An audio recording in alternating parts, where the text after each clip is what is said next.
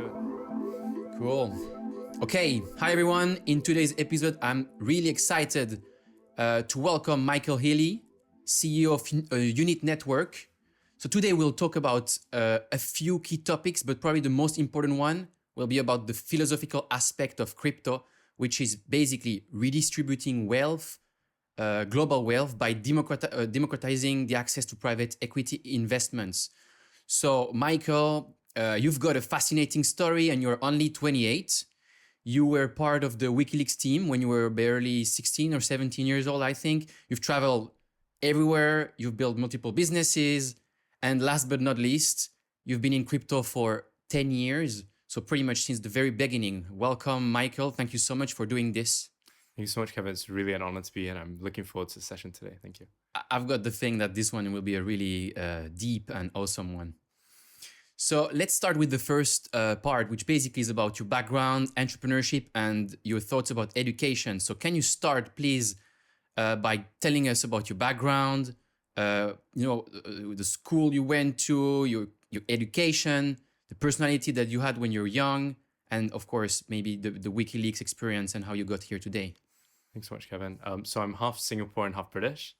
I grew up there till I was 15. I went to a local Singaporean school. It was an extremely academic school, so lots of exams, lots of studying, not much of a balance in terms of the creative side. It was very academic. Then when I was 15, I moved to the UK for boarding school, and that was a huge culture shock. So my mom is Singaporean, my father's British, and it was the first time living outside of Singapore, and it was quite eye-opening. The way the UK system operated, being in a different environment. And when I was living in Singapore, I was, very early into developing apps. I was building on the internet in the late 2000s. Then when the iPhone came out, I was one of the first Android and iPhone developers. And now I'm hugely excited with this new Web 3.0 and digital asset revolution that I think's going to have such a strong and positive impact on the world. Great. So can you tell us why basically you went to boarding school in the UK? Is it your parents who just pushed you to do that? Did you want to leave Singapore, to leave something else? Most definitely. That's a great question. So when I studied in Singapore, I went to ACS, and it's like a local school, and it's one of the top schools in Singapore, but it was really super academic. So we would prepare for an exam 50 days before it, and we would have 4 sets of exams a year. So if you do the math, it's a lot of time in the school year, just studying for exams. And I was really excited, to experience something new and a different culture, one which was a bit more balanced. So when I had the opportunity to leave Singapore, and there's also a compulsory army in Singapore, national service, this was a way for me to leave the country and live somewhere else, experience something new. And there wasn't much of an innovation or startup ecosystem in Asia and in Singapore. I would go to developer meetups when I was 13 or 14, and there would be like 2 or 3 people, and there was not like close to no startup ecosystem. So if you think about the developing regions in Asia, places like rural Indonesia or rural Vietnam or Philippines, that was what Singapore was like. There was really pretty much no startup technology ecosystem. And I was like, wow, I really wish to spend more time in Europe or the US, where it was a lot more developed. So how did you get into this kind of, how did you get this interest into developing coding and all that stuff when you were that young? Because most of young people, I'd say, I don't think their first interest or passion is to actually code at that age. It's more maybe to do some sport or whatever. So how did you get into that? Yeah, it's a great question. I mean, I'm super into sports and even more into building things. So, I was really inspired by my parents. They both are entrepreneurs. They started one of the first technology companies in Singapore in the early 90s, the late 80s, and grew it to be a leading supply chain and logistics enterprise company. So I was hugely inspired by, what they had built. And I thought, this is what I want to be doing. I want to be creating things and building things. I really like the idea that when you build stuff on the internet, you don't need to ask anyone's permission. You're free to create whatever thing you had in mind, whatever ideas. If you build a traditional business, you have a lot of constraints. You've got, regulation, you've got financial constraints. There's, a lot more chance of not being able to experiment. And the thing I loved about the internet and about building software and technologies is, you could build something in a matter of hours or weeks or days, and people from all over the world could use it. And this for me was just fascinating. Okay, awesome. So you went to the UK for boarding school. Like, what did you concretely do there, and how did your kind of career start right after that? Yeah, it's a great question. So even before I went to the UK, I was building different applications and different websites. It was really very much trial and error. So I would get an idea and I'd be like, okay, I'm gonna build this. Let's see what happens. And I wasn't thinking too much about the marketing side of it, or building an organization, managing the sales or revenue. It was very much like creating things and seeing what would happen. So and as an example, I used to play a lot of online poker when I was living in Singapore online, and when I was in boarding school and living in London.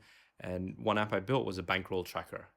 Like when you play poker, one thing that you need to be super mindful of is how much you're putting on the table to play. So if you have, let's say $10,000, you don't want to be playing with more than $200 on the table. Because if you play with, let's say $5,000, half of your bankroll, it's only going to take 2 bad games and you lose everything.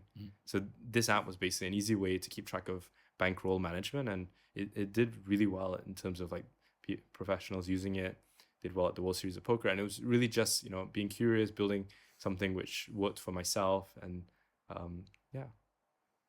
Okay, yeah, the pretty classic way of building businesses basically is to solve a problem that you are encountering Exactly. yourself, and then kind of find a way to scale it out there.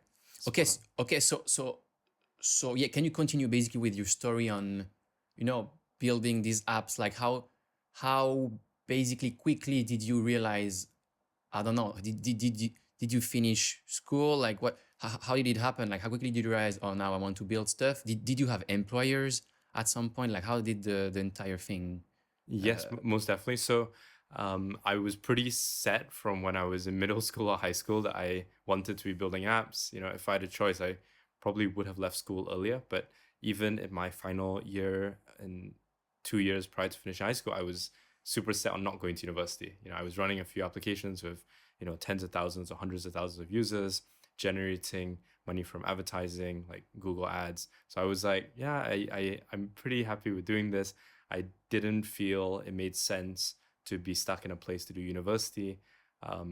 I much preferred learning by myself and really wanted to travel. So like one of my main drivers in what I've done in the past has been to explore the world and to travel. Like I've been lucky to go to like 89 countries so far, and it's really been something that I'm so grateful for. Experiencing these different cultures, understanding how different people live, the cultural relativism. So yeah, when I left high school, I moved to London. Then I lived in New York for a bit because my parents were there. Meanwhile, splitting time between the two, and then I ran a project called Someday I Want, and this was one of my first ventures. It was something which I thought was really, really cool. I'd made some money from selling a video conferencing application that I'd run a few years earlier, and I thought, wow, I've got a bunch of time because I finished school. I had some money, so I could, really do anything I wanted. So I wrote a list, like a bucket list of like, what do I want to do? And I thought, okay, if I've got time, I've got money, I can do whatever I want. What would I do? So I built basically a social network where people would write a list of things that they would do if they had time and the money. And, people would be adding tens or hundreds of some days, and they would, tick off the things that they've done. And it was really like really fun and meaningful. And for me, it was purposeful because it kind of made people realize that, it's like, material stuff, whether it's experiences or, material possessions can make you happy, but it's very limited because up to a certain point, you realize that, these external stimulus don't make you happy. What truly makes one happy is, solving meaningful problems or helping people. So that was one realization from this, being able to experiment and do a bunch of things and have fun. Number two was that a lot of people built really extensive lists, but they either didn't have the time because they were working so hard, or they didn't have the money, but they had lots of time. So this was a huge dilemma for most people. So meanwhile, while starting this, I was living in an apartment in London, central London by Oxford Street, Marble Arch, and I stayed with 5 other university students. and they would throw parties 4 or 5 times a week, and it was pretty wild. And I was like, wow, it's incredible, like how much these people party. And they had lots of How old were you back then? I was 19. Yeah, 19, 19. okay. So I Pretty much a normal age to party all normal the age to time. party, yeah. And they were really hard at they were all a few years older than me, so I was the youngest one there.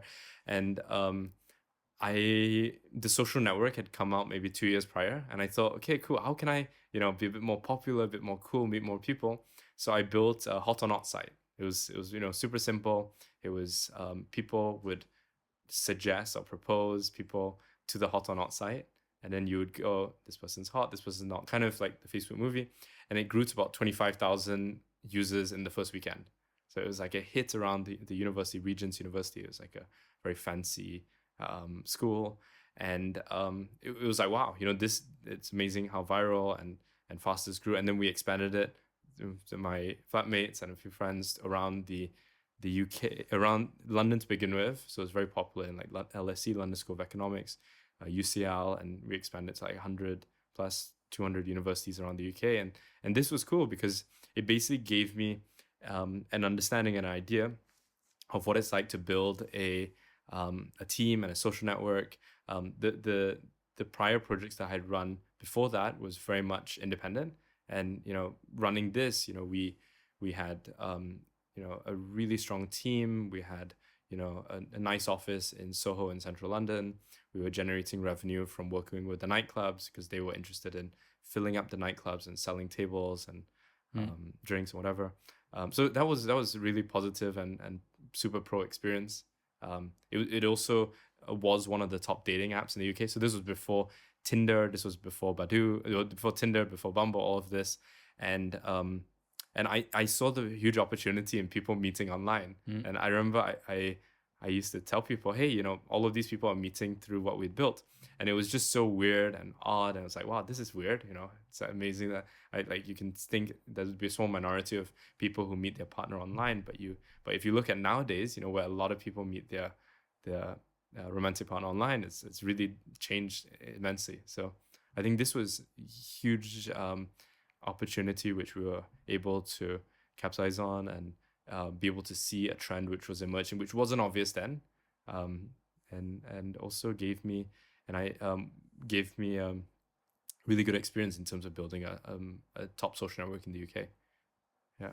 Okay, awesome. And probably gave you also a first kind of experience to have the foresight to understand. I mean, this was basically Web 2, Exactly. the mobile wave, and probably like a good foresight to understand Web 3 and the potential that there is to basically use leverage in terms of coding or social media to basically build some really meaningful and big businesses without having basically massive teams behind it.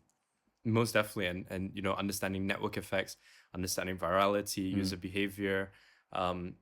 Also, it gave me an understanding. A lot of people talk about how much power social networks have. Having run a social network, it's incredible how much data a social network has in terms of being able to influence user behavior or being able to predict. So for instance, my friends would come to me and ask me, hey, can you tell me which girls are interested? Or girls would come to me and say, hey, can you introduce me to some cool guys? And we would have all the data, and not so proud of it, but we basically had scores for different people. So this is how Tinder works, or any like Bumble, whatever. People basically had attractiveness scores or rating scores, and you would match people according to certain tags or certain preferences. So we had the opportunity to influence this, and that's why I'm so excited about Web 3.0, because a lot of things which are done now, which people don't realize in the future, it just won't be possible to be done. So like Google's motto to begin with was don't be evil. Everyone's like, okay, whatever Google's doing, they're not going to be evil because their motto is don't be evil, and we kind of trust them. These two guys from Google, don't be evil. And really the cool thing about Web 3.0, it's you can't be evil.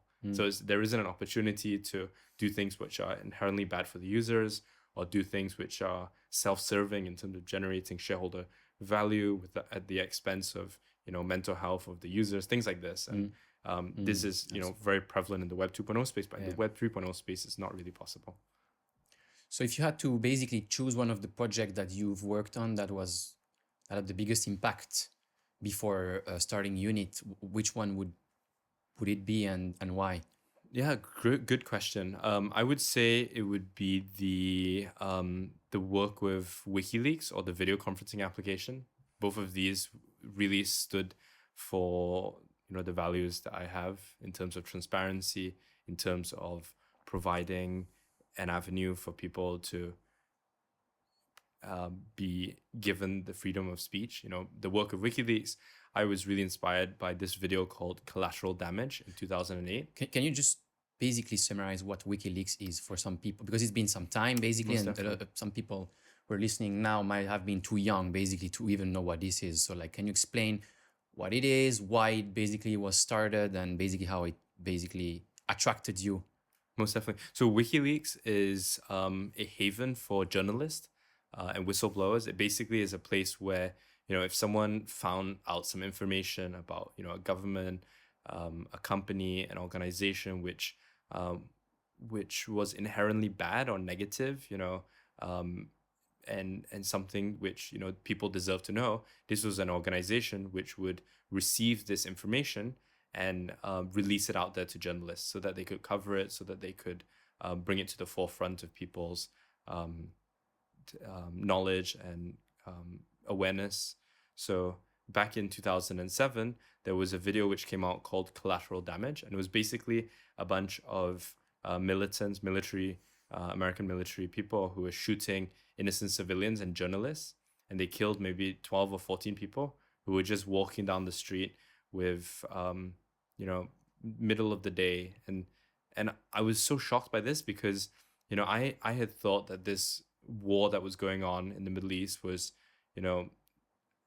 totally fine. I thought it was actually positive, trying to get rid of terrorists or getting rid of insurgents. And then when I saw this, I was like, wow, maybe all of what I've read and all of what I believe isn't true. The idea that these people in military who are supposed to be saving us and protecting us, they're just killing a father, a family. And I was like, wow, something needs to be done about this. So fast forward into 2010, WikiLeaks was growing and developing. They had an iPhone app, which was at the time run by the founder of XDAI. It's one of the top protocols at the moment, Igor. And there wasn't an Android app. And I, was very familiar with iPhone and Android development. So I basically wrote an application which allowed people to view documents, updates, search through, embassies, search through documents, like a really neat way of being able to consume all of this information. And what happened alongside this was when WikiLeaks had released some new information, the governments ended up freezing all of the donation channels. So things like, the Visa card donation channel, the MasterCard donation channel, the PayPal, all the bank accounts were frozen, So one thing I was fortunate to do, I had two versions of the application. One was a free version, another one was a pro version. And I was introduced to Bitcoin at this time. So I had been running, as mentioned before, a video conferencing application, like a peer-to-peer encrypted video conferencing application. So I was super fascinated with the idea of having two users or two parties communicate without a central entity. So that was, decentralized communication. And then I was, interested by Bitcoin and digital money, but this was my first real introduction to it. It was where I was like, fortunate to be marketing and pushing and driving the fundraiser. And I do think that the impacts of it have been really positive. It's really brought the importance of privacy to the forefront in ways that at the time and even many years later, before Snowden released his documents, people thought it was unimaginable that governments would be listening to our every conversation or recording or spying. Yeah, mass surveillance. Yeah. So this Bitcoin discovery is basically in 2010 for you. Late 2010. So December. So okay. I started this encrypted video conferencing application in about February 2010. So I was very interested in Flash development. Flash is a language, and I was very interested in building a decentralized Skype. Typically at the time, most people use Skype to have video calls. Zoom wasn't around, or Google Hangouts wasn't around. Skype required you to download something, a piece of software. I was interested in the idea of video conferencing in the browser. I was also really interested in the idea that... Why? Is it because the government could just not listen to anything if the application is decentralized? Exactly. So, because it's encrypted, it's peer-to-peer, it doesn't go through a central server, you can't intercept it. And you also, like, for instance, this was used by millions of users, and it was popular in places like Turkey. It was very used in, for instance, the Arab Spring. It was used in places like China. And I was like, wow, these people are having conversations with, people they work with, their families, their friends. And yeah, for me, that was really empowering because it gave a voice to people and hopefully helped people who might have been unfairly targeted for, doing nothing of harm to anyone else.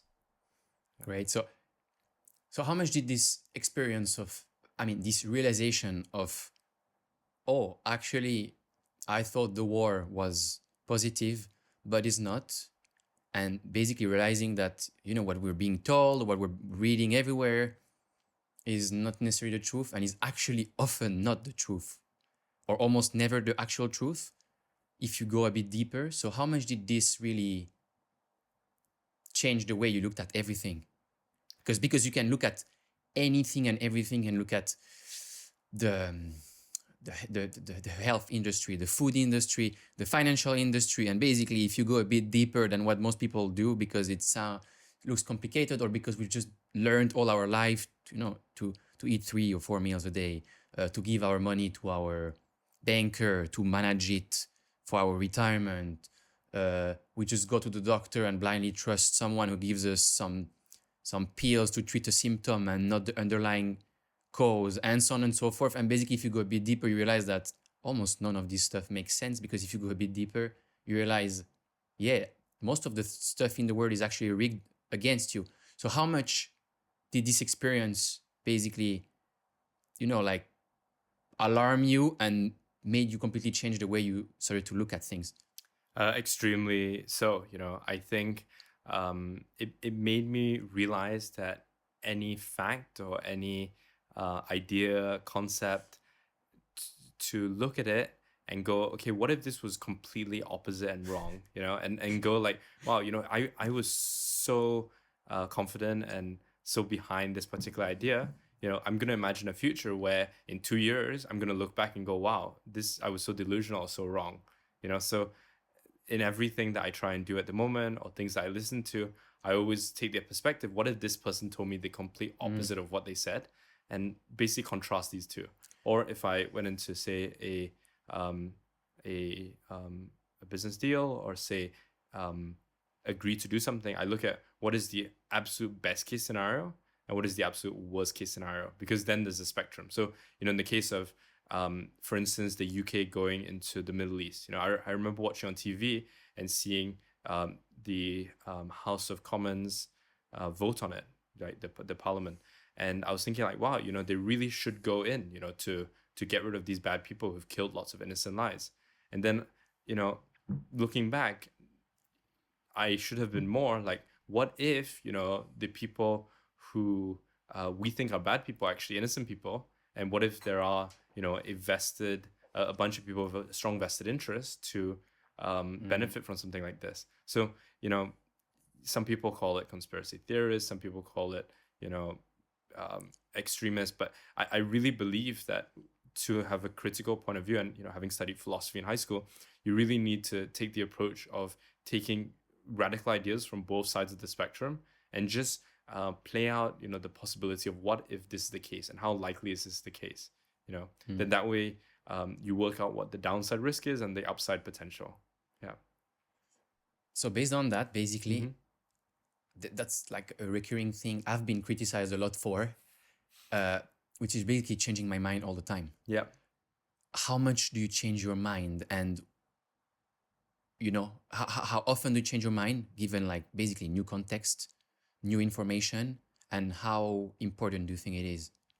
It's a great question. I think I don't change my mind on certain strong pillars. So things that I've researched extensively that I know well about, I'm unlikely to change that because I've got a large amount of experience or constant critique that it hasn't been destabilized. But if somebody points out something which shows a flaw or something wrong, I find it extremely important to take that on and see how to improve my way of thinking. So I won't necessarily say it's changing your perspective. I would say it's evolving it, right? So Yeah. if you think that you build a foundation of a house, you're not going to dig out the foundation, because that would mean that the foundation is not very good. So I would say that thinking from first principles, I have a small number of very firm beliefs, and then everything on top of it, I am quite open to believing or get behind. But personally, I have very few strong opinions that I stand wholeheartedly behind. But the ones that I do stand behind, I do feel are quite solid and robust, and I appreciate when people point out potential flaws in them, so I can address them to show that I've thought it through. But things where I am not entirely confident about, I would just be quite open about saying I don't know about it, or be quite clear myself that I don't know enough. Yeah. So basically, you would research enough to be sure about the foundation of the house, and then you would just jump on it and just start to build. But the material could change along the way based on new, information and context, because basically you're learning along the way, because you can't know everything directly. Most definitely. And I think one very politicized concept at the moment is what's happening in the world with COVID, and a lot of people have very strong views of what's happening, what's not happening. Personally, I take the perspective that I don't have enough information.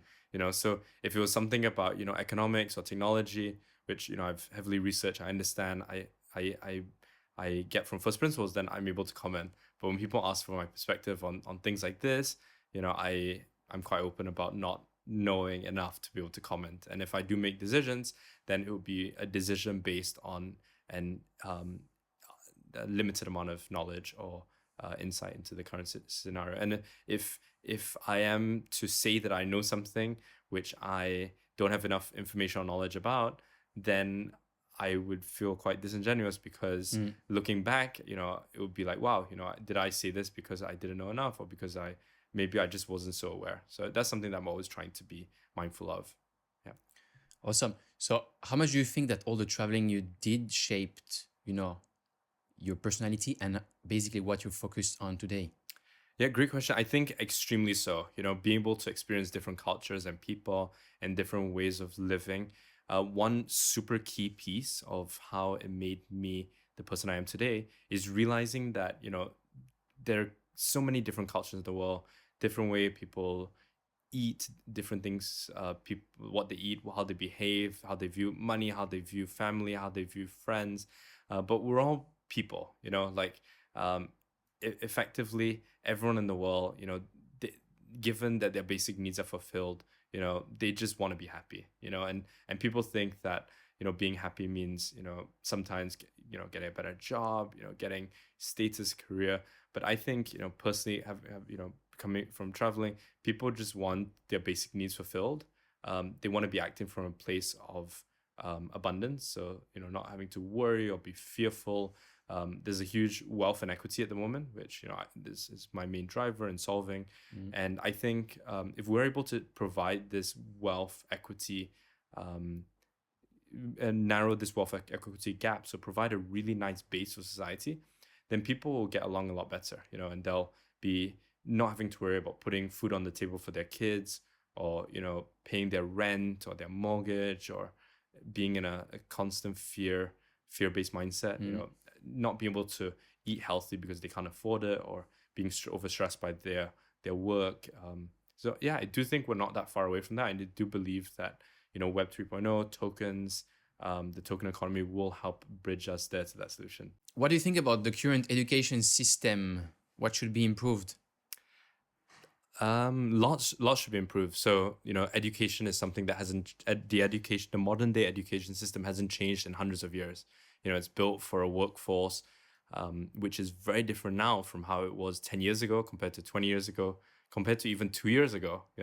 So I think, what is really education?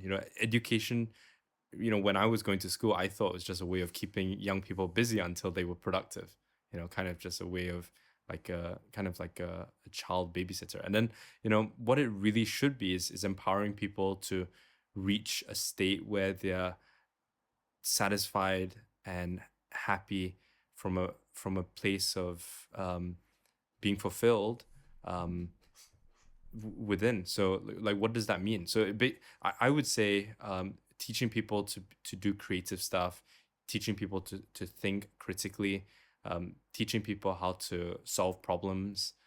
These are fundamental skills which can benefit and help everyone. The big issue with the Singapore education where I went through was that, it was so entirely focused on exams, rote memorization, and not enough critical thinking or creativity. And I think, when I moved from Singapore to the UK, I wasn't very confident, so I wasn't able to, give presentations or convey ideas or have the belief in myself to work on something. So it took a lot of, making mistakes, building up the confidence. So like one thing I would do if I was to, improve the education system is really give people the opportunity to make mistakes, learn from them, make more mistakes, learn from them, run small experiments, whether it's, creating art, creating music, creating content, building small businesses. Because when people create, then that's how they really learn, to be creative. When you're just learning, information, and then regurgitating that information, you might know about something, but you might not know why that is so. So it goes in and then it just goes out. But if you really understood, how to build something, then you really think it through from all angles and perspectives. So, to sum it up, how would I build a future education system? I would do it such that you've got extremely small schools. So instead of, schools which cost, tens of millions of dollars or hundreds of thousands of dollars in school fees a year, or even, big institutions. The school I went to in Singapore was like 3,000, 4,000 people. The school I went to in the UK was a few hundred people. Have schools with like 50 people or 100 people, really decentralize it. So, that way you provide an opportunity for lots and lots of experiments and new ways of education and learning. And, a lot of them would fail, but then the ones which thrive and succeed will be copied. And then you've got lots of experiments. The problem with the way the education system works at the moment is there's usually a school board or, a Ministry of Education, which dictates how, hundreds or thousands of schools should operate. And, this centralized approach of education really doesn't work. It's like, imagine if all the restaurants in a town or a city listened or had to follow the Ministry of Restaurants, and they got told what's in their menu. It's just not scalable or sustainable or even very effective. So what would you do with your kids?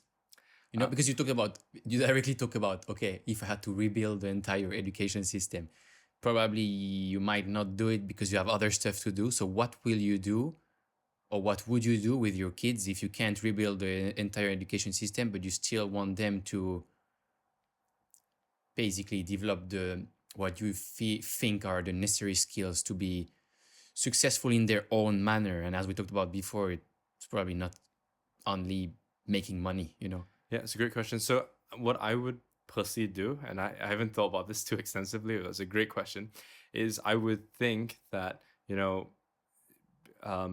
between 4 years old and 16 years old, like that's when, a young child or a kid is needing help in terms of guidance and, you can call it education, but, support or, knowledge, whatever.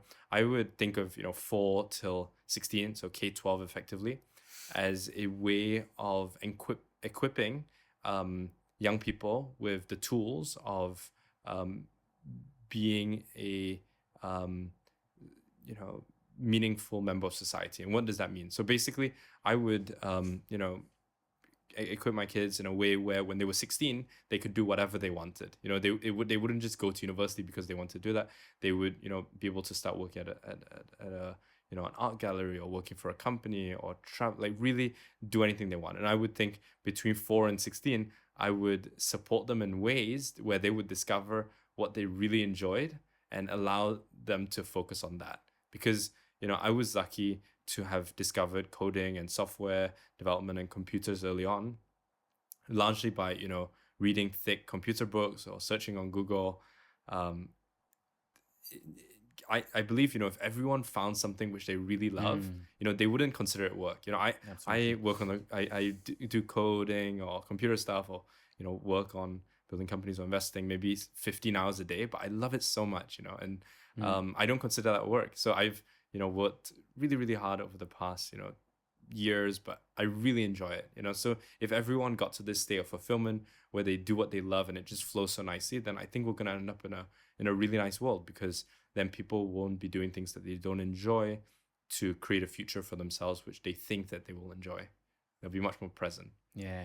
So basically it's a bit, basically it's more kind of an art, but like you would basically do all you can to try to instill as much confidence as possible into your kids to basically pursue whatever they're interested at the moment, M or time T, and then basically try out for themselves, and even afterwards, like kind of, I don't know, do a kind of recap. Hey, do you like it? Don't you like it? Like, it's fine.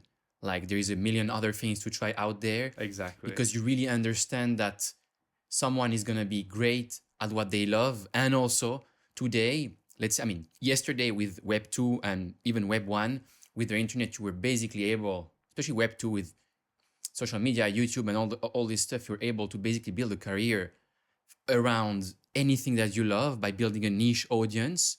And now with Web3, it's like the same, but like next level, basically. Absolutely. And what we're going to end up in this decade is where the money issue becomes much more prevalent. So before, keeping in touch, before the mobile phone or the smartphone, keeping in touch was a bit of a problem.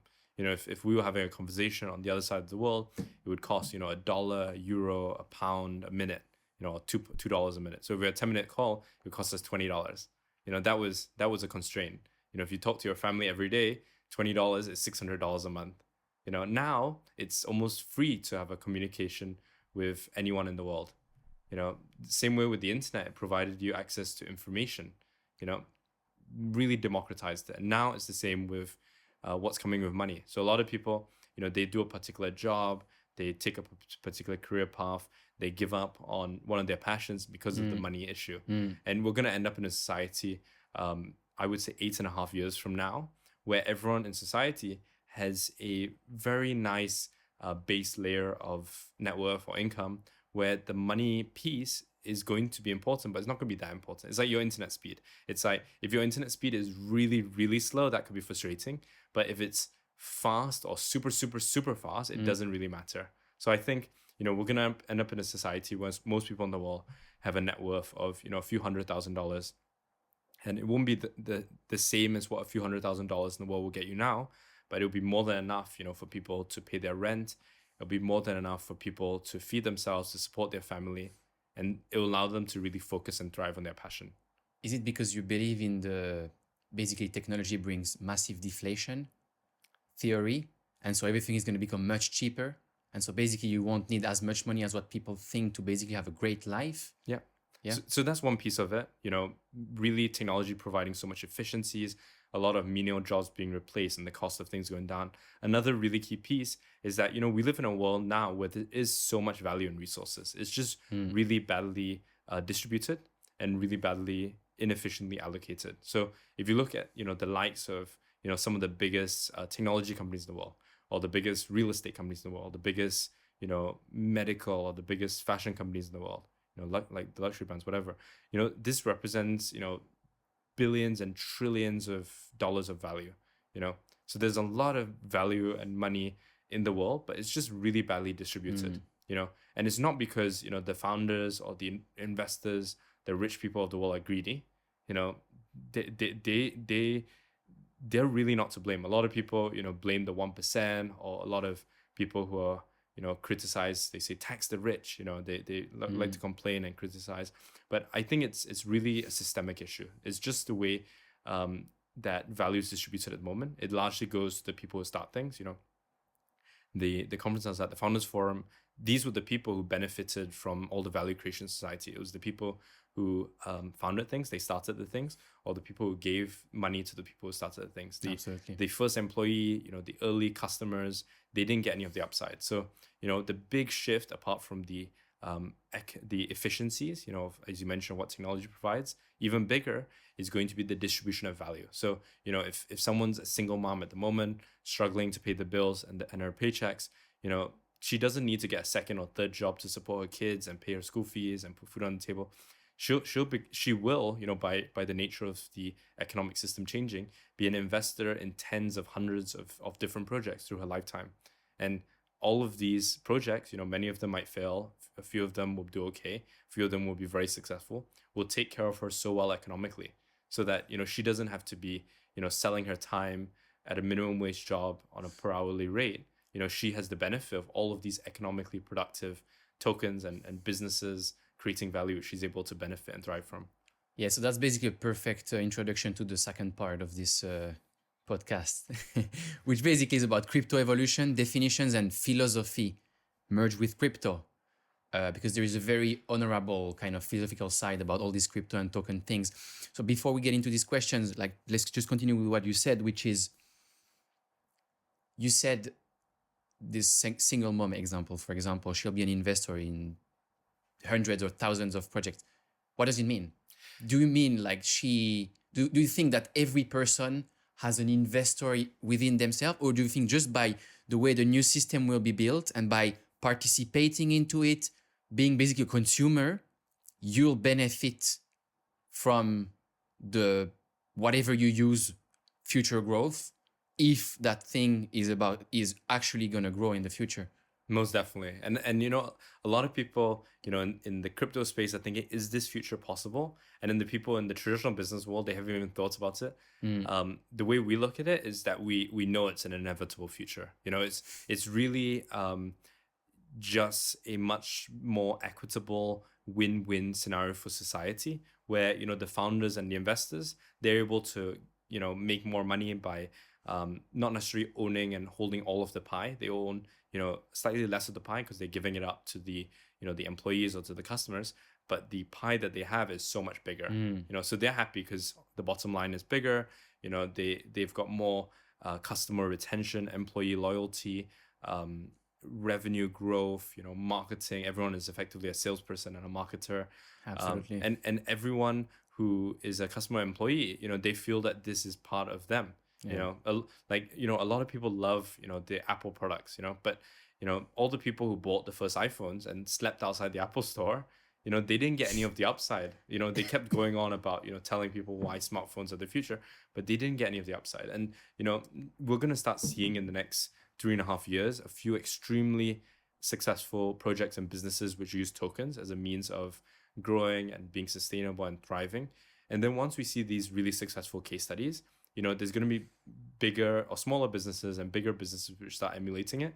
And then it's just going to be exponential in terms of every project and business being customer and employee owned. And it's not, creating a socialist or a communist system, but it creates an extremely capitalist system, which really supports and allows everyone to thrive. Absolutely. This is a great introduction to what we'll talk about later, which is basically tokens, but basically using social and community tokens to build communities that are actually incentivized by owning a token that represents both benefits in a project or in a business and a kind of equity at the same time. So you benefit from both things, and that actually has a future resellable value in case you leave that, I don't know, place or business or whatever. So let's start basically, because you've seen crypto evolution since almost the beginning, 10 years.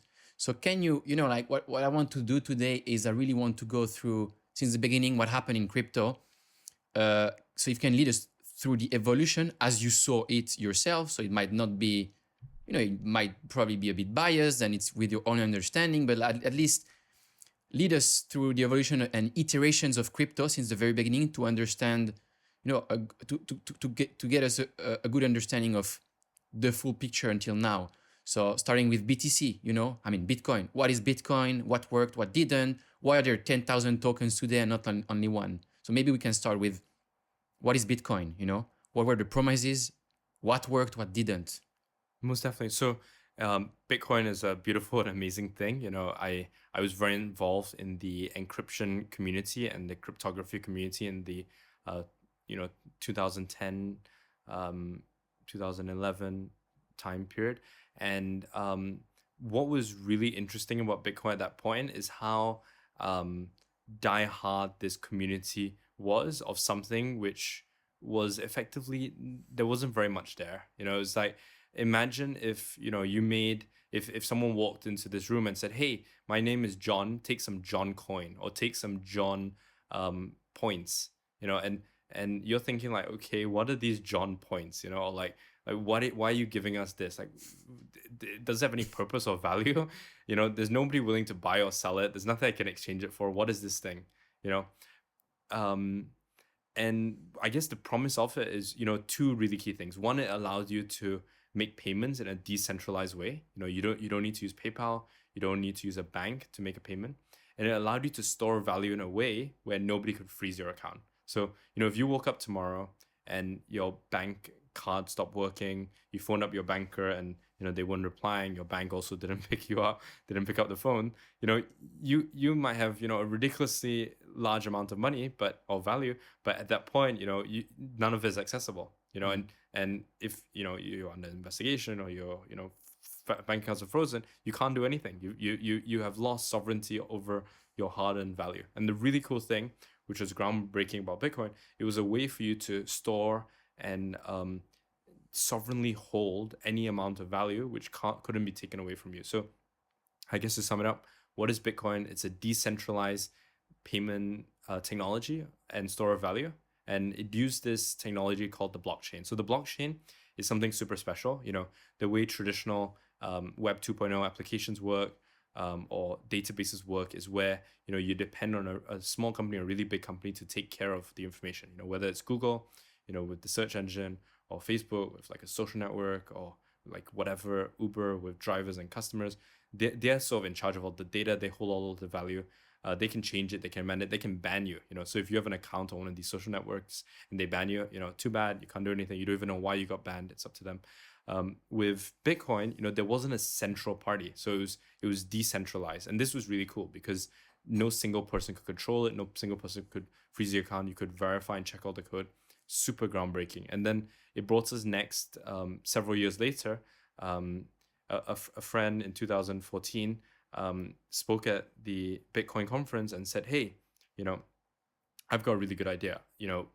Maybe just before that, Sure. because that's probably the introduction to Ethereum and Sure. the next levels. Yeah.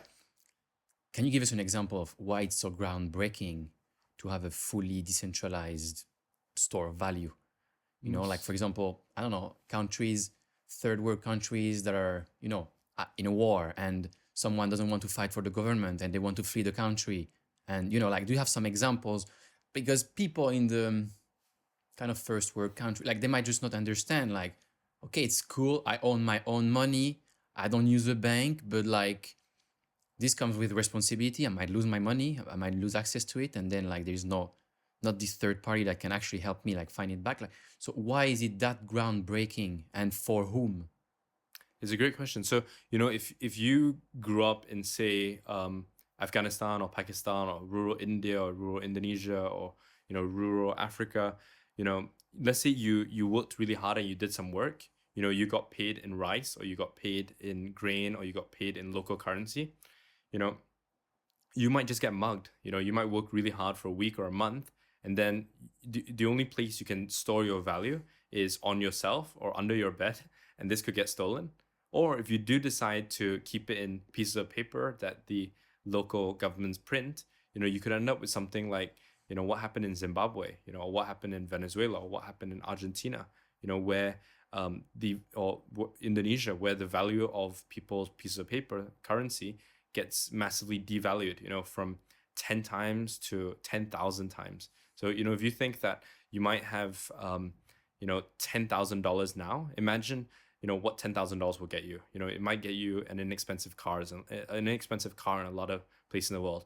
Now imagine that same $10,000 can't get you a bottle of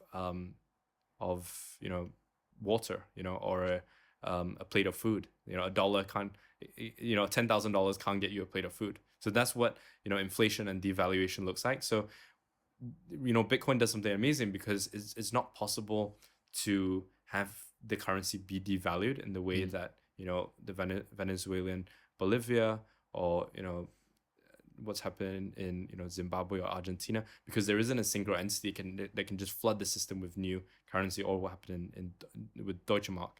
Another really cool thing is, you end up in a lot of places in the world where you can't trust your local bank. Now, people think you can trust big banks because the government's sort of underwriting it, which is, another topic of discussion, because big banks also are very corrupt. Yeah. But in a lot of rural countries, a lot of banks will just default or run away with your money, or they say you can't touch your money. So, it makes actually happened in Cyprus, I think, in 2013. So it's not that much of a third world country. It's actually like everywhere. And I think there was some problem in Lebanon recently last year. Capital constraints. So actually, it happens in some pretty big I'd say, nations. Switzerland of Middle East, Lebanon. One of my business partners and friends had a few $1 million in his US dollars in his Lebanese bank account, and up till now he can't touch any of it. So if you don't have sovereignty over your value, then it's not your money. You're effectively a child, or you're effectively a subsidiary of the state, or of the country. Awesome. Okay, awesome. And as basically we said before, I mean, without being paranoid about things, like you probably can't trust anyone or authorities or whatever as much as you think you could. And so this money thing is basically all tied to your government and your central bank. And actually, we've seen it even last year in the US with the Fed printing, I think, about 40% of all the dollars in circulation within a year. That even these kind of big countries with currencies that basically are strong, they're actually making decisions that are not in your favor if you are a person who is actually saving money into cash. So let's continue directly. Okay, you said 2014. Yep. So in 2014, this really bright cryptographer and journalist who ran Bitcoin Magazine, Vitalik Buterin, wanted to actually improve the Bitcoin protocol. He thought, hey, Bitcoin's great. It does payments, decentralized store of value really well, but let's build other things on top of the Bitcoin blockchain. But then the Bitcoin core developers quickly told him and said, hey, we're already, very focused on payments, and we don't want to overcomplicate it. We're having issues with, storing all of this information on the Bitcoin blockchain, and it's only handling payments. We can't take on your idea of, building things on Bitcoin. So he basically came out with the idea of, a Turing complete smart contract platform, like a global computer, called Ethereum. He presented it in 2014 at the Bitcoin conference. I was fortunate to meet him in 2015, in San Francisco. I was very involved in the Thiel Foundation. And it was really groundbreaking because, it was the idea that, hey, Bitcoin's cool, decentralized payment of money. Let's build, a decentralized news, or let's build a decentralized social network, or let's build a decentralized search engine. Right? Let's build a global computer which everybody can build their own decentralized X. So they launched it in 2014, 2015.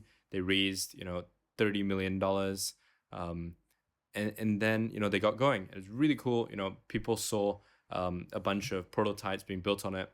Fast forward a little bit of time, 2017, we had the ICO craze where, people would come up with lots of random ideas for decentralized X, or this decentralized application. It raised, from, a few 100,000 to a few 100 million to billions of dollars. But, very few of these projects actually materialized into something real. So a lot of people were introduced to digital assets, they were introduced to cryptocurrency. There was a lot of speculation and effectively gambling going on, but there was very little actual value created. And, what was really unfortunate for me is I got to witness a lot of friends who were very skeptical towards cryptocurrencies and digital assets be interested, involved, and invested into it. And overnight, to see, from December 2018 to December 2017 to early 2018, have, half of their savings evaporate. They had trust in this new, solution to the global economy.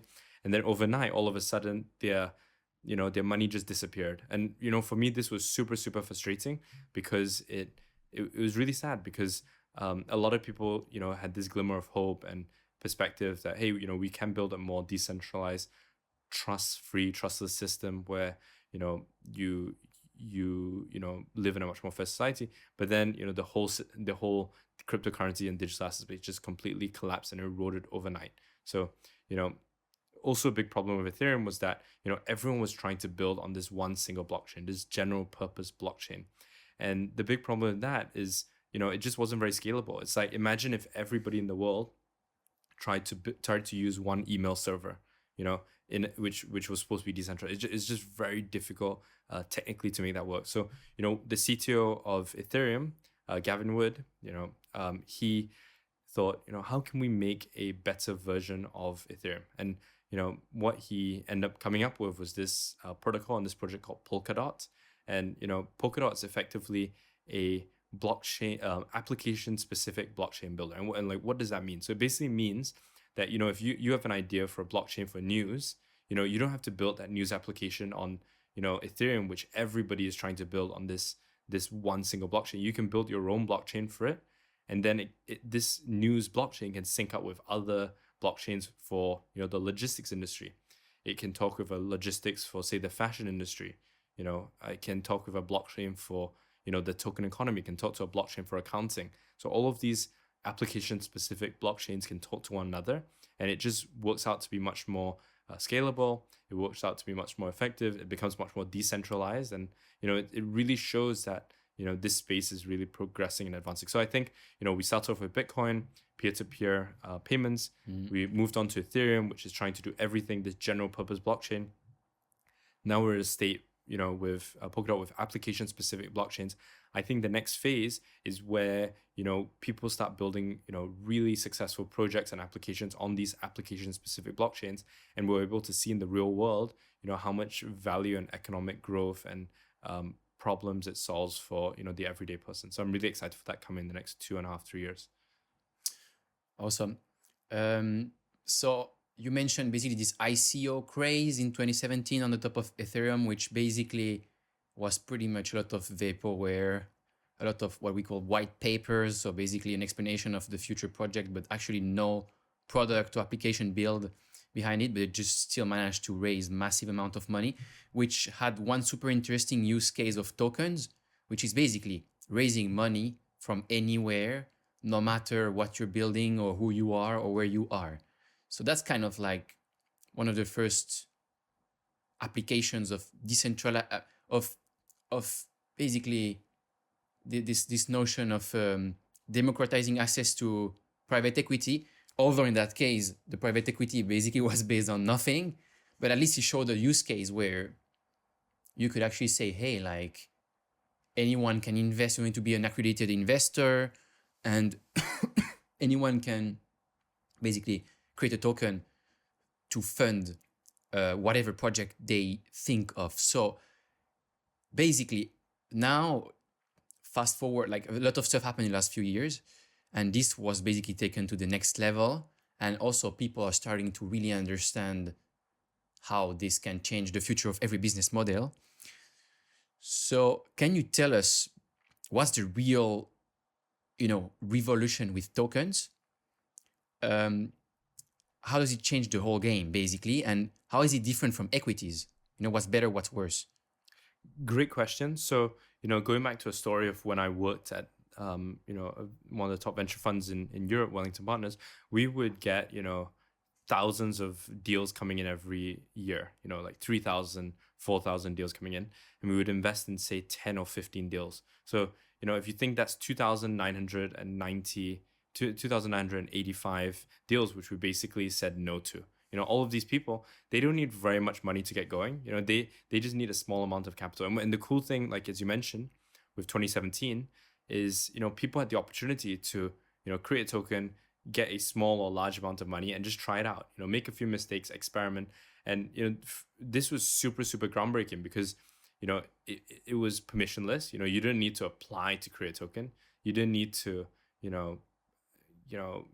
deal with a bunch of bureaucracy. You just created it, and if you were able to rally a bunch of people in the digital asset and crypto community, they would basically finance what you're doing. The unfortunate thing about this was that so many projects launched and they had no experience prior to building anything. So there's a lot of people with really good ideas, but they had never actually built a business or built a project before. So you ended up with people, I have a friend who raised $270 million. It was his first time running a company. I won't mention names, but he hired 90 people. The 270 million grew to be worth, upwards of $1 billion in cryptocurrency at the end of 2017. But then, he ended up, mismanaging all of the money, spending some of it personally. And then, the token price dropped 98%. So, it's really unfortunate because a bunch of really young people were given an incredible amount of money and they, really badly managed it. So the nice thing is that, this industry is moving and pushing forward. So now, at least a lot of projects and applications have a little bit more to show for it. But I do think, 4 years later, we are seeing projects which raise, an incredible amount of money and value, but they still have very little to show for it. I invested $500,000 into a real estate project in 2017, which was something I had hoped to show what tokens would look like for real estate, but it didn't work out. And one thing this taught me was that you can't tie a real world asset, a property, a business, a person, to a digital token in a trustless way. It's impossible. It's like the whole problem with why tokens dropped 90% in 2017, or why a lot of rug pulls or hyper speculation, whatever, is because of this inability to tie a real world asset, something which generates value, with a digital token. So one thing that told me in 2017 from making this bad investment is the concept of a treasury, and what does that mean? So basically, now, as you mentioned, there's about 8,000 to 15,000 tokens that are issued. Majority of them aren't very good, but how do you know what's very good or not very good? So we think that this concept of a treasury, be able to tell how healthy one token is to another token is the solution by which, for instance, if there was a Kevin token or a Michael token, someone listening to this now will be able to say, the Michael token or the Kevin token is a token that has been performing better in this period of time. It's a definitive way where you can accredit a token in an unbiased way. And how you do that is you basically look at what's in the treasury, how much digital assets are in the treasury. And inside the treasury, you have a bunch of reserve assets. And you basically have, let's say the Kevin token had, let's say 2 Bitcoin, behind it. And the Michael token had half a Bitcoin behind it. If both of us are trading at the same amount, both of us, our personal tokens are valued at the same amount. Yeah, continue. Yeah. Then your token is much more creditworthy than mine. If I worked really hard to build up my treasury, then maybe, now my token's going to be more interesting than yours. So this is a way how we're going to progress from the, I would say we only have a few hundred legit tokens in the world at the moment, to a future this decade where we're going to have, 7 billion or more tokens in the world. So basically, everything needs to be backed by an actual value generation in the real world. And so if you have a token that represents a business or a person, you can actually kind of value them based on the cash flow that this person is actually generating with all their activities, or this business are generating with their activities. So it's always basically, actually backed by something. Exactly. And how do you verify that it's backed by something? All of this profits, the value created, gets used to buy Bitcoin, or gets used to buy Ethereum, or get used to buy Polkadot, get used to buy Solana, whatever reserve digital asset, and that gets put in the shared piggy bank.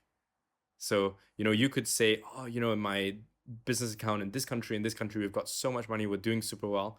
But in the future token economy, unless you put that money into a digital asset, into your treasury, then all of that is just speculative hype and talk. Yeah. You know, so this is a way of, people talk about regulators having to protect, the everyday person, and, a lot of scammers and scams. So this treasury solves it because it assumes that everyone is a potential scammer. You could have a brilliant track record, you could have the best network in the world, you could be super smart, you could, show that you're really hardworking. But if your treasury is not growing, And the token price is going, the market cap price, then there is an issue. then there's a big issue. So basically, everyone becomes a kind of business in this new kind of... Exactly, and it's self-auditing. So it's basically, you don't need to, have a good network or have, famous friends or powerful people to give you a stamp of approval. It provides a playing field for everyone. So everything becomes everyone becomes a business, and so every other person can invest Exactly. in this person who is a business, community, everything. So and what this is going to do is going to democratize value. That's now, like, I think this is the meat of this conversation, and I want you to basically go through this, like, continue what you wanted to say, but also think about this example of this single mother you said before, because I really want people to understand that they can invest in. So everyone becomes a business. Everyone has a token. It's ideally backed by something, which is basically a treasury. Exactly. And basically, people can bet on other people who they think will be very successful in the future and generate as a person a lot of cash flow, and they can invest in this person by buying their token or by earning it. So, like, can you now explain all this concept of, because the meat of the thing is really, how do we redistribute wealth automatically without people who are non-investors to actually do it without realizing it, Yeah, it's a great point. So the first step is, the single mother is going to create a token. If she has some friends, if she's got some family, or people who, invested in single mothers, they would buy some of her tokens. They would help her come up with a business or a business model or an economic model, which allows her not only to sustain herself, but to, provide a product or service to society. That product or service to society will generate some aspect of profit. People might even buy her product or service, even though they might not like the product or service so much, because they want to support this this single mother, because they want her to be successful. Now, when this single mother is successful, she generates returns or profit in whatever currency or value. She converts that to a reserve digital asset like Bitcoin or Ethereum. She puts it to a treasury, and then all the people who supported the single mother benefit financially, but also have changed not just her life, but her kids' lives. Okay, but this makes the assumption that the single mother is actually rational enough to not just take all the money and spend it directly, and understand that, as you said before, she needs to build a treasury. She needs to, but all of this will come inherently by itself. So it's like, I'll give an example. So, if you had to set up a social media account for every person in the world and take them through a 2-hour workshop how to use Instagram or social media, you won't have, billions of people using social media. How, people figured it out is they just created an account, they messed around with it a bit, and they found that, the best way that they could get the most out from this platform is by doing these things. So, everyone in the world is going to create lots of tokens. Majority of them are, going to be scams. Majority of them are going to fail. But then what people are going to realize is that, okay, if I build something of value, which is sustainable, which isn't a Ponzi scheme, which isn't a scam, this is not just going to be better for myself and better for my friends and family and everyone, but it's going to last longer. So it's kind of like, imagine you're cooking some food. You could cook some food and undercook it in, 25 seconds. It'd be very fast. You won't have a very tasty piece of food, which is not good for you. Or you could spend, 2 minutes, and then the food is tasty. It's good for you, and you're happier. So it's kind of like, at the moment, you see most cryptocurrencies, they're valued at, tens of billions of dollars. A lot of them are, effectively Ponzi schemes where you depend on new investor money to keep it afloat or keep it growing in value. Very few of them have sustainable economic models. But then, after this crash that's coming, in the next, 6 months, the next bull run, the next time that crypto becomes hot again, between the 2 years that are coming when people, think crypto is a scam, they don't care about it. The next bull run, People are going to start to see projects which have a real product or a real service, which generates like a surplus of value. It's like effectively profit. And then, people will be like, wow, these things which have a real product or service are actually better than the things which are just depending on speculative hype. Let's focus on the ones which have a real product or service. And then, the market is going to crash again because of over speculation hype. And then the next bull run, I would say, 2025, in between now and, 2 years time, and then, 3.5 years time, the next bull run, we're going to see almost every token will have a treasury. So almost every token will have a real product or service, which, benefits society, which provides real value. And that's what's going to be providing it strong underlying value, not just the so-called community or marketing or hype that they have. So can you give us a few concrete examples? I mean, we talked about this single mother, but it's still like, so can you give us like, okay, we're 2, 3, 4 years in the future. Yeah. Can you give us a few examples of what that looks like? Of basically how token change the game for people or bands or brands for both sides, the brand or the band and the people who are participating in a way or another. Yeah. How can to they really redistribute this wealth get a piece in of an the pie. automatic manner? So have you ever used Uber before? Yes. Have you ever used the referral code on Uber where you gave someone your promo code and you got $10 off your first ride? Yep. So, Uber grew from, the early 2010s to the late 2010s from, an idea to a $80 billion plus company. It had 2 million drivers, $80 billion. That's a lot of value, a lot of economic, like monetary value. But none of it went to the 2 million drivers or to the tens of millions of customers. So, I've not been an Uber driver. I'm not sure if you've been, but we're probably both customers.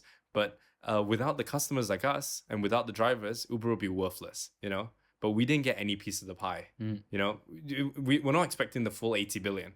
Maybe, $10 billion of it would have been nice, just 12% of it, So the future Uber or the future, Airbnb, the future Zoom, the future Instagram, the future, Facebook, Telegram, Google is not just going to be owned by, the 2 super smart or the 3 super smart, genius founders who changed the world and, whatever, or the, Silicon Valley venture funds, which gave them money and looked really good, whatever. It's going to be, the first Uber driver who said, okay, I'm going to try out this app, which, my friend told me about. I'm having to wait around half of the day because there's not many riders, but I believe in it. I'm not going to spend $1 million on a medallion, to become a taxi driver. I want to be an Uber driver. Those are the guys who should get a piece of the pie.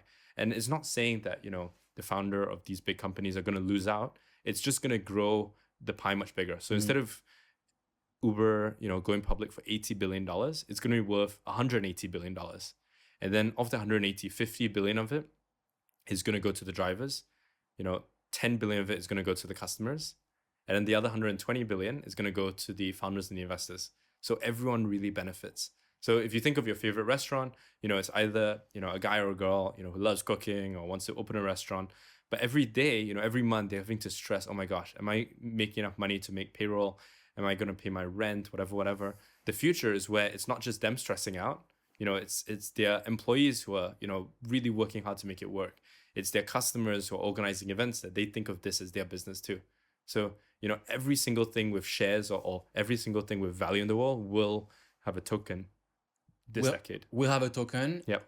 And a part of this token will basically be given away to customers and employees who add value. Basically add value, exactly, and will be incentivized to hold the token and to actually basically promote the company or the project much more.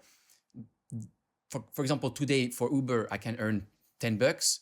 Like that's and it's awesome service, so that's why I would promote it. But now, if I actually received some Uber token, Uber shares, exactly Uber shares equivalent. Exactly. I am actually I'm actually incentivized to talk to everyone about that. So Absolutely. there is more people who are in there. There is more money that is in there, and Absolutely.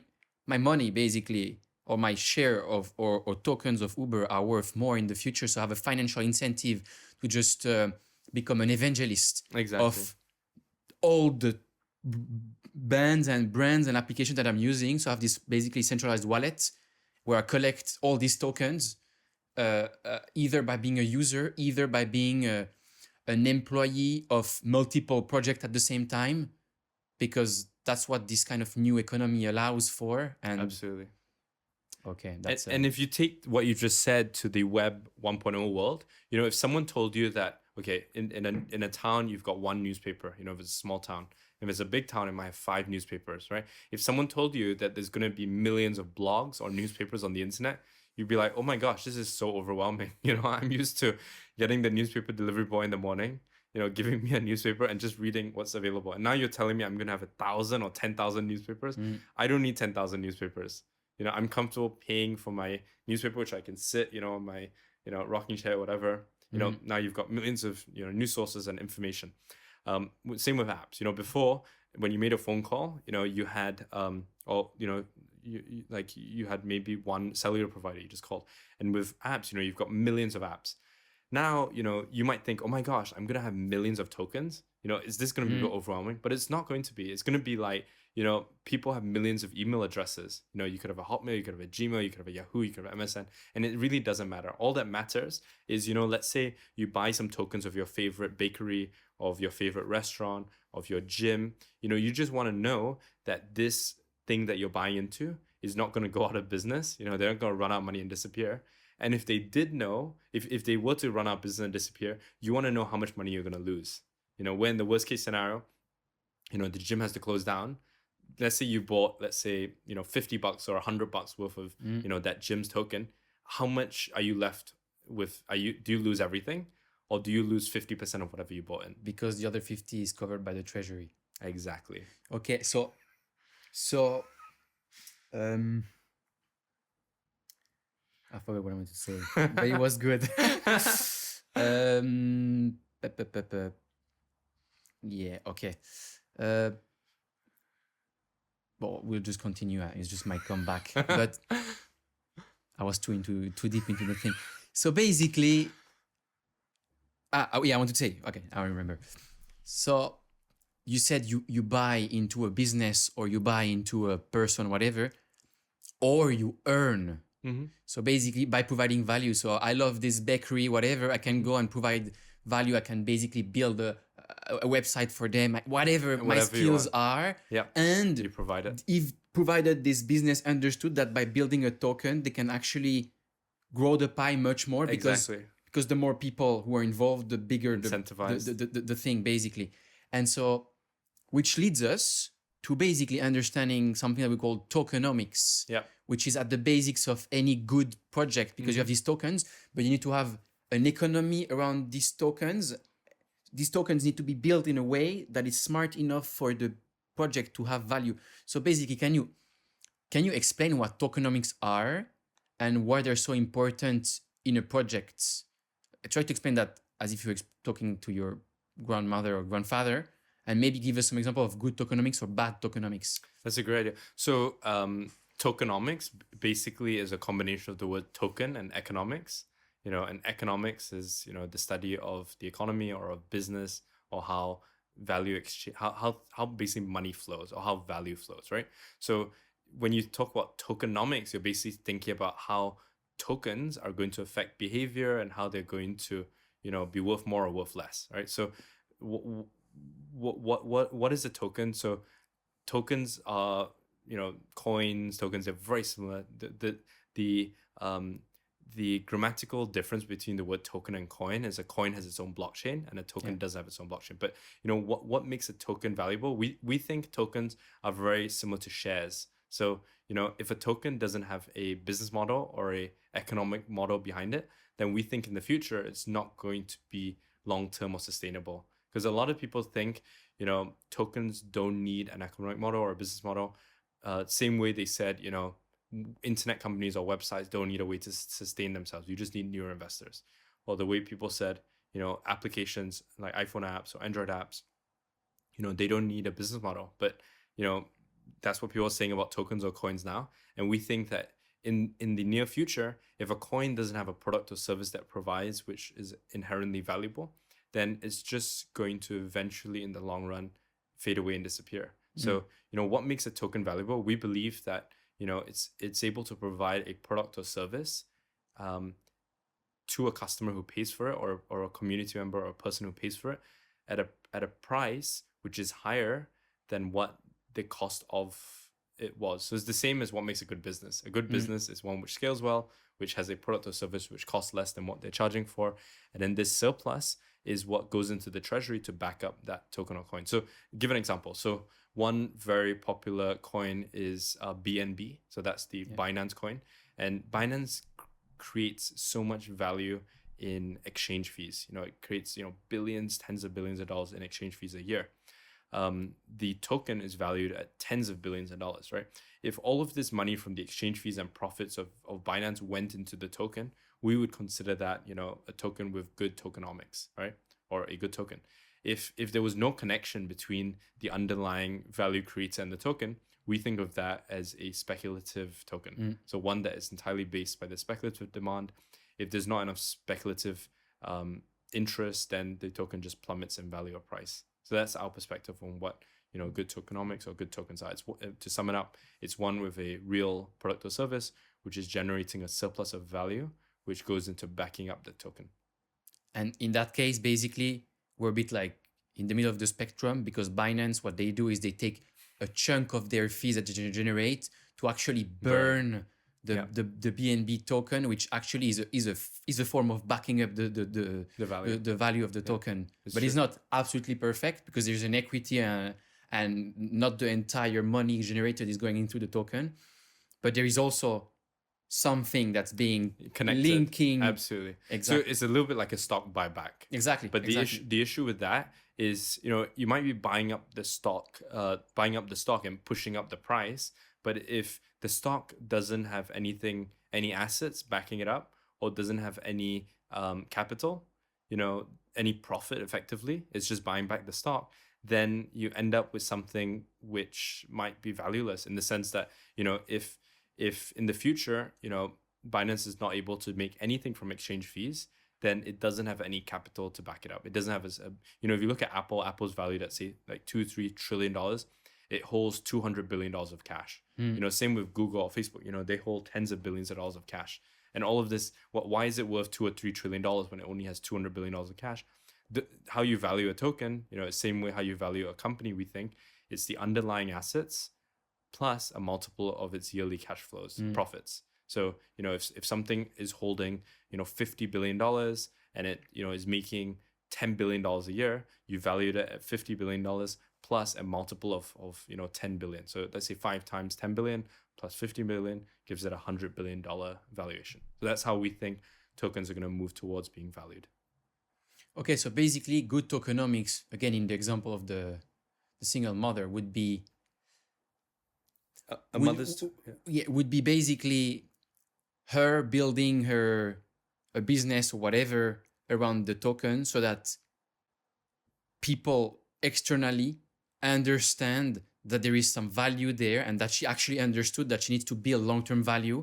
And so that's, for them, it's worth investing in her to either make money, either support her and not make money, but without taking the risk of her like just running away with the money. Exactly. It's just the equilibrium point of, it makes sense to invest in there because there is an actual mechanism behind it that makes sense. Exactly. And 100%, you totally get it. And, she could be selling cookies, and all of her token holders are going to market and sell her cookies, and she can charge more for her cookies to generate more value. She's going to put that into her treasury, and all the people who bought her cookies and bought her tokens would benefit from her doing really well. Yep. Awesome. And she's not on her own. Awesome. So now we're going to go a bit deeper in the technical side, but still let's keep it very high level, which basically is game theory, completely linked to tokenomics.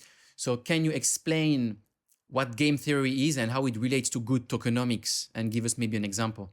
Most definitely. So game theory is a area of research. It's very, very heavily studied in the academia world, and it basically looks at how different players or different parties, different people react and make decisions, and how in making a particular decision, how it affects every other player. So let's say you had two countries going to war, right? And let's say Russia and the USA. If they both send nuclear bombs at each other, both of them will die, right? If one sends a nuclear bomb to the other one would send a nuclear bomb to the other, and both of them will die. So it's in their interest basically not to send a nuclear bomb to either, because the end scenario is both of them die. Another very well-known scenario is the prisoner's dilemma. So imagine two people, they both got in trouble. If one of them, they both get in trouble and got caught, now they're being interrogated. If both of them tell on each other, they're both going to get 5 years in prison, right? If one tells on the other, one says the other one was bad, and the one who didn't say anything, didn't tell on, one person said something, the other person didn't say anything. The one who said something will get 1 year of prison. The one who didn't say anything will get 9 years of prison. And if they both said something, they both get 8 years of prison, right? Given those options, the best thing that one should do, if you trust the other person, is not to say anything, maybe, because then both of you end up in the best scenario. But if you're purely selfish, then you might end up in a worse scenario. So it's basically just working out, if this, then this. Like, if this happens, what are the best and worst case scenarios? This links. This is a bit of a detour. This links very closely with philosophy. So I wrote my my high school dissertation on the topic, can a machine be moral? So it was a combination of artificial intelligence and philosophy. And back then I came out with the conclusion that machines are no different from people. So if you can say a person can be moral, then a machine can be moral, because you just need to code it in. But now, I'm of the belief that humans are inherently different from people. People are inherently different from machines. There is an element of randomness with people. And I believe that, there are, bigger forces at work, and machines don't have this added layer of consciousness, while humans do. Yeah. So how do smart projects integrate game theory to actually improve their tokenomics and incentivize people to actually hold the token? Yep. Because that's how you grow your value. Great point. So it would be to look at the best case scenario and the worst case scenario for people and token holders. So you basically want to think of every community member and token holder as a self-interested party who will only do what's best for himself. And when they do this, it won't just benefit themselves, it benefits the whole. Exactly. So, one political scenario is to think of, communism versus capitalism. So, you think of communism as a brilliant idea, right? Everyone's working together to help one another for mutual benefit. But what ends up happening is, the central government or party becomes corrupt, and everyone basically suffers and gets very little, and a small bunch of people, the communist leaders, benefit and live vastly different lives from everyone else. The idea behind a capitalistic system or a libertarian system is where the free markets dictate how things flow, and if you leave it to the free markets, it would be much more efficient and value creating than if it was controlled. So going back to this example, if you want to build a good token, you basically need to make it such that your community members, your people, your customers, your employees, they're going to do what's best for themselves as well as what's best for the project, because it leads for maximum good. If they just did what's best for themselves, it won't be as good as if everyone did what's best for themselves and the project. Yep. Awesome explanation. Thank you. Okay, so maybe to finish on that topic before we go on to unit network, because we have about 17 minutes left, so we have 15 minutes to talk about unit network. Please. Can you define first and then explain the major difference between Web 1, Web 2, and Web 3 as a kind of like wrap up for all this part? Most definitely. So the thing with Web 1, it was very static. So it's kind of like, you use this language called HTML, and you put up links and you put up content which you can't interact with. So you can kind of, you can read the news, you can read about a topic, you can, find out some information, and you're just digesting. It's very one way, And then the thing about Web 2.0 is it started being interactive. I was lucky in 2006 to read a book called the Web 2.0 Bible. And it was like, wow, it was a 250-page book. And I was like, wow, this new internet is so exciting. You can build so many things on it. This was one of the first entrepreneurships or technology books that I've read, 2005, I think. And it was like, wow, you can't just, you're not just digesting content, but you can be creating content, So Web 2.0 was, you're posting, a tweet, you're posting a picture, you're publishing a blog, you're writing reviews, you're creating the content that goes on. It's not like a central party that's creating all the content information. It's now two ways. Web 3.0 is not just where you're digesting the content, you're not just creating the content, but you're also getting a piece of the value that's being created.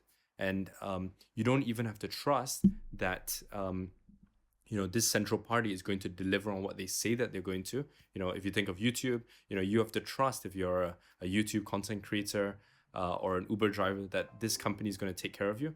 With the Web 3.0 world, you can verify it. And it's not possible for these central companies, whether it's, in San Francisco or in, big city like London. It goes from don't be evil to can't be evil. Which makes also a massive difference, because if you build a massive audience, for example, because you actually own it, you can take it from a platform to another.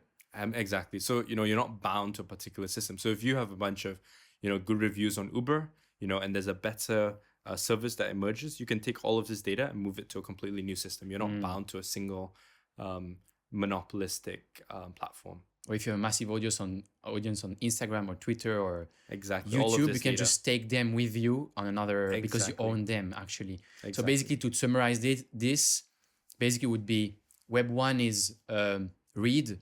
Yep. Web 2 is read write, and Web 3 is read write own. Exactly. Yeah, well said. Which is like this pretty meme that we're actually having, but that makes so much sense. Exactly. Awesome. So very cool. Let's talk about Unit Network. So what is Unit Network and why are you building Unit Network? I mean, it's going to be basically a summary of everything we've talked about, especially the physiological aspect of crypto that you're trying to bring to creation, basically, to life. So can you explain us what is Unit? Why are you building Unit Network? Yep, most definitely. So the vision of Unit Network is to power this thing called the token economy. So, these two words, token economy, it basically means that we're going to live in a world this decade where everything in the economy in the world is going to be powered and driven by tokens. So, I'm going to have a piece of you. I'm going to have a piece of this podcast. I'm going to have a piece of, the amazing studio that we're in, the town that we're in. Everything will have a token. Why would we do that? What's the point of a token for everything? So we think the fundamental driver, like why we do what we do, is to solve the inequity in the world. We think that, if we can solve this inequity in the world, then every other issue, from mental health to environment to healthcare to food to nutrition to gender equity to racial equity, is going to be much more easily solved, because a lot of these problems, health, environment, etc., they boil down to money. If someone's so stressed by paying their bills and you tell them to eat a bit healthier, or to take care of their health or to do more meditation, it's going to be very hard to do that. And it's actually a little bit unfair. Like when people judge people who, are overweight, or they judge people who have bad mental health, a lot of people are going through. They don't have the context. Yeah. They don't have the full context. They don't have full context. And even the richest people in the world, they're very stressed too. You might think, wow, you've got, $100 million. Why are you stressed? Yeah. But they're worried that if they lose, $50 million, they're not going to keep the lifestyle that they have, So we believe that if we can solve this inequity, pull everyone to a nice base, and have everyone at the top realize that, they're going to be taken care of. They don't have to worry about losing it all. They don't need to constantly be making more and more money, because they don't need to go to a restaurant and order 20 plates of food. They don't need to, you only need so much oxygen. At the moment, there's a lot of scarcity around money. And in the very near future, with the token economy, it's just going to flow around so much more freely and more equitably. The incentives are going to be much more aligned. Do you mean that the gap between rich and poor is going to be smaller? Or do you mean that the poor are going to be elevated? So it's a combination of both. So the rich are going to get richer, and the poor is going to get to a nice base. So the gap is going to be bigger, absolutely. Okay. So Okay. Jeff Makes Bezos, sense. he has $200 billion. I'm excited for society where he's got $25 trillion, but all the Amazon employees, instead of them being in debt or, barely surviving, I'm excited for society where they've got, half of 500K. Yeah. And it's not unreasonable. If you look at Uber, if you look at the $80 billion that Uber generated, if they generated $160 billion, and they gave half of the 160 to their drivers, with 2 million drivers, that's $40,000 per driver, Yeah. So you end up with a society where, there's a lot more equity and value flowing. And we're not that far away from it. So what is Unit? So we're basically a technology. We're a blockchain that powers the token economy. We provide a bunch of tools for people to easily create their own token. And what is a token? You could call it a DAO. You could call it, a business, a company, like many different names for it. Effectively, what we think of it, it's a way of organizing and capturing value and incentivizing people's behavior. And it's a way of regulating and enforcing a fair distribution and allocation of value in society. The same way the internet provided access to information, the mobile phone provided an amazing access to communication. We believe that Unit and the token economy will do that for value. Can you just define DAO? Absolutely. So a DAO, a DAO, stands for Decentralized Autonomous Organization. Yep. And so do you believe DAOs are the future of how organization will work? Or, if yes, why? Or if not, like, do you think it's going to be a mix between like still kind of normal organization and some DAO? Like, because if you talk to people, even in crypto, like they promote this DAO thing, but a lot of them will say, basically, because they're greedy, or they'll say, hey, if you build a DAO, that's cool. You're going to help people elevate themselves, but you actually might end up making much less money than if you were just doing a business and you own the majority of it. So we think it's a spectrum. So it's like a combination of the two. Like we think businesses will become more like laws, more like the laws of the universe, kind of like gravity. You might have an opinion of gravity. I might have an opinion of gravity, but this is how gravity works. You might have an opinion of mathematics, or I have an opinion of mathematics, but this is how mathematics works. Or it's like a law of the universe. Or if you look at the English language, you could change please to be a swear word or a bad word, but unless everybody in the English language agrees that word is no longer the case, you have no power to do this. So that's the cool thing about decentralized and distributed systems. If it was a case where one day a company, an organization, a chairperson, a CEO could just say, we're going to turn please into a very nasty word. Can I have some water, please? It's like, oh my gosh, why would you say that? That would be very dangerous. So, I'm excited, and I'm confident that we're going to end a society where, there isn't going to be a company in San Francisco or in London or in, Dubai or whichever country in the world where a small group of people can say, we're going to, at the flick of a switch, implement this for, hundreds of millions of people. And that's what the future of, technology platforms are going to be like with Web 3.0. Everything's going to be through a decentralized autonomous organization. But then, if you have a Kevin token, or the single mom has a personal token, you're the degree of centralization, but then the way that the community interacts with you is decentralized. So it's really a combination of the two. And we think the future is going to be a hybrid between the two. And, imagine the two of us could start a company together, and then, we could not be working together anymore. You could be building this part of the company, I could be building this part of the company, and we could never talk, but we both are building this collective company, this DAO effectively. So you end up with super interesting structures. Yeah. Awesome. So Unit is a DAO itself. It's a DAO itself, and it's a DAO builder. So like we think, okay, we're a token builder forming the token economy. How do you create a token? Super simple. There's 4 things. You give it a name, you give it a symbol, you give it an image and a supply, and you've just created a DAO. You've just created a symbol. And then, Unit provides a bunch of community features. We provide a polls feature so you can partake in governance. So, let's say I hold some of your personal tokens and you ask me, should I spend time in this place or this place? Or, an investor offered me this amount of money for my work. Should I take it? Me as one of your token holders, I can partake in the decision making. You might not listen to my vote or all of our votes, but at least this is you getting some information from your token holders. we have a stores feature so that, someone could create a shop selling products or services which accepts, your personal token, or, the single mom's personal token, or, local community token. We have a contest feature. A contest is, where you give away, or you allocate a bunch of tokens to perform an action. You could say, if 10 people share this piece of content, or if 50 people come to my restaurant, you get this amount of tokens. You basically create that behavior and you give away a bunch of tokens. And it's not just down to the creator of the token to create contests. It could be anyone in the community. We have a treasury, for each token, so you can see what the floor price is. So, let's say everyone starts selling, the Kevin token tomorrow. What is the lowest price it would go? If there's nothing in the treasury, the lowest price is 0. If you, build it up, then that is the floor price. We have a bank. So the difference between a bank and a treasury, the bank is where, when, the single mom sells cookies, she's going to put that funds into the bank. She can spend that money. She can pay for her rent. She can support her kids.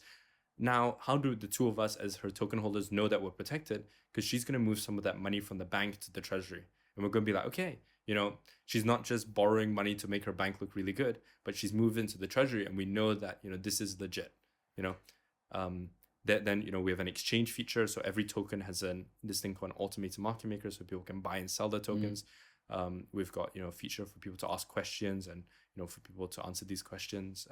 And a bunch of other community features too. So in a nutshell, you basically build this project so that any person, brand, band, business can come and build their own tokens, but you actually force them to integrate a treasury within the logic. Exactly. So to kind of force them to build long-term value. Exactly. So that it increases the chances for the community to actually invest their time or their money to earn or buy tokens into something that has a maximum of chances of survival in the future. So, Absolutely. okay. So basically, to finish, and we talked about it before, but like, can you give us some concrete example of like a famous band or famous brand that would actually come and use your platform, and how it would benefit themselves through this entire community building, so people can actually understand? And maybe you can also, at the same time, give a definition of NFTs. What's your own definition of NFTs, Most definitely. Because people don't understand. For most people, it's digital art, or like, so what's your definition of NFTs? And then basically, how do you build this? How do you use Unit or another platform? But Unit, you have this basically floor price and backing by the treasury. But how do brands, and take some example of famous bands or famous brands, actually leverage these NFTs or community and social tokens, whatever you want to call them, to actually get to the next level in terms of marketing and business model? Yep, great point. So, one of my co-founders, he's a quite famous musician. He's got a few million fans. He generates millions of dollars in royalties a year from streaming websites. He puts all of this money into his treasury that, increases the floor price of his token. So let's say he puts $2 million into his treasury every year. Let's say he's got 1 million tokens for his band. Now, let's say $2 million a year into a treasury every year. He's got 1 million tokens. That means that in the worst case scenario, the token price is going up $2 a year. Now let's say he makes $4 million a year. Now the token price goes up $4 a year, and that's the floor price increasing. And the floor price goes up $4 a year. People could be paying, $15 more every year because they believe that it's going to continue to increase. That's an example. A nice local example. There's a road here, which was very bad. And nobody wanted to finance it. We created a token. A bunch of people chipped in and bought the token, and it offered a way for people who initially didn't want to buy in or donate because they didn't believe the money would be used to fix the road, to reward the people by buying the tokens of the people who donated. So you can think, let's say, you want to build a library, you want to build a road, you need $100,000, you create 100,000 tokens, you sell them for $1 each. Now you have the capital to make it happen. Now you've built the library, you've built the road. All the people who benefit from the road are going to buy it back from the people who donated. So previously, you donate to something, you don't get any money back. Here, you donate into something, you get paid by the people who benefit from that social good. So a lot of public infrastructure is paid for by governments. In the future, it's going to be privately funded, and it's going to be done in a distributed way. Touching on the music example you gave, so we have a music team with 97 people, top producers, top artists, top musicians, and we're building the music token economy. So the idea that every single artist, every single band, every single musician will have a token, and if you spotted them at a local jazz bar and they became super famous and played at Wembley, or national stadiums, you would get a piece of the upside. You won't be just like, hey, I was the only one sitting in the audience with my friend when they were up and coming. You'd be like, look, I bought them a drink and they gave me some of their tokens, or I gave them some money, to buy some food, or I let them sleep on my couch and they gave me a bit of their career, and now they're really famous. Like that is what the future looks like. And going to NFTs, I was lucky to come across NFTs in 2018. I was at the ETH Denver hackathon in February 2018, and I got to spend some time with the NFT standard came out earlier that month, and one person who was really bullish on it was this guy Alex and his co-founder, who started a soon-to-be launched platform called OpenSea, and it was cool because I really respected their vision and perspective of how NFTs or digital property could work. We were discussing then about creating tokens for trees so that you could pay for carbon emissions. And one thing I love about NFTs, non-fungible tokens, is it basically introduced people to the idea this year that tokens can be applied to everything. If you're a creator, you can create a token. If you're a community, you can create a token. If you're a business, you can create a token. Before this year, people were not interested in this. This is something that I've been so passionate about for the past 5-6 years, and people were not interested in it. And this year they are. But what people are soon going to realize is that the way in which it has been implemented at the moment is a little bit Ponzi-ish, it's a little bit speculative and unsustainable. So the next evolution of it is what we think Unit is able to support with, and we're super, super excited about this. So basically, most of the NFTs and the NFT craze from this year, 2021, is actually a bunch of cool pictures, being part of a limited club, because there is only 10,000 of those NFTs and people buying early, and then a lot of speculation. But actually, the smart way for brands like Louis Vuitton or whatever to play this game is to have a much more long-term view on actually building some cool NFTs. For example, linked to you buy a Louis Vuitton bag, you have an NFT, so you can actually prove that it's the real one. Exactly. On your Instagram feed, you would not know if it's a real one first. You would not know if it's yours second, and the feed basically would your bag would disappear from the feed after 10 minutes. Whereas there, you have your wallet, and basically you can kind of show people that you actually own the actual bag, and then this would probably give a value to the NFT itself. And the smart brands would not just do that to say, hey, we can, sell our bag more expensively. Like they would probably just keep the same prices, but they would actually think, what kind of other benefits or utility can we give to this NFT in terms of, events organized or marketing or whatever, that people who own this NFT can participate in, and that gives them more value around the brand in the future, so that basically you're building this community of people who are, again, incentivized financially because they own this thing, and they are given more benefits for owning it. And so basically you're building people who become even more fans and an even bigger fan base, because your NFT has a smart either tokenomics or smart basically utility allocated to it. And in the long term, you believe that this is going to bring much more people to buying your actual product. Yeah, spot on. And this access, this club, this community piece is going to play such a big role. Very important though that people take a long-term perspective, because a lot of people in the NFT space or in the crypto space think extremely short-term. And the problem with thinking short-term is that it it's short term, it's unsustainable. So it might work well in this period of time, everyone's happy, but then eventually people get burned. And what I hope is, people don't get too burned, because my biggest concern and my biggest thing that I think about and care about is people not losing their money or losing out, because when people get burned, then they leave and they never come back, or it's very hard to get them back. So, what we saw in 2017 when people invested in decentralized apps or blockchain protocols or ICOs, I'm pretty confident it's going to happen with NFTs.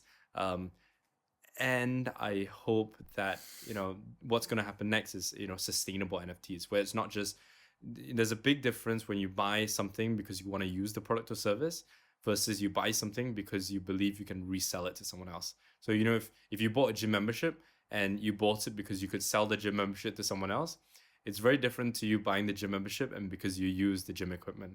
Absolutely. Right? Because one depends on newer people to buy, investors to buy in. The other one doesn't need new investors because people are getting value from it. Awesome. Okay, amazing. I think we've covered almost everything. Like, is there something you want to add? I think this is great. Thank you so much. Maybe I'd like to add something small. So we run a unit masters program. We're into our 9th batch at the moment. It's a 2-month program. We've introduced people to blockchain and the token economy. In 6 weeks. It's completely free. So please check it out. It's unitmasters.org. We have some of the most amazing lecturers and content, so lots to learn there. I'm looking forward to having Kevin speak on our Unit Masters program. We also run a series of conferences, so we've held thousands of forums. Can you just say what the Masters program covers? Absolutely. So people understand what. Absolutely. So the Unit Masters program, we teach about how to create a token. We teach you about different blockchain protocols. We teach people. Our oldest participant, I think, is 85 years old. How to use a crypto wallet, how to exchange, how to value tokens. What what it's all about. Really our motivation here is educating people so that they're in a better position to understand and make stronger decisions. Yep. Awesome. That was amazing. Thank you so much, Michael. And looking forward to seeing how the future plays out for this entire amazing new economy, third wave of the web, and especially for your projects. Thanks so much. I really appreciate it.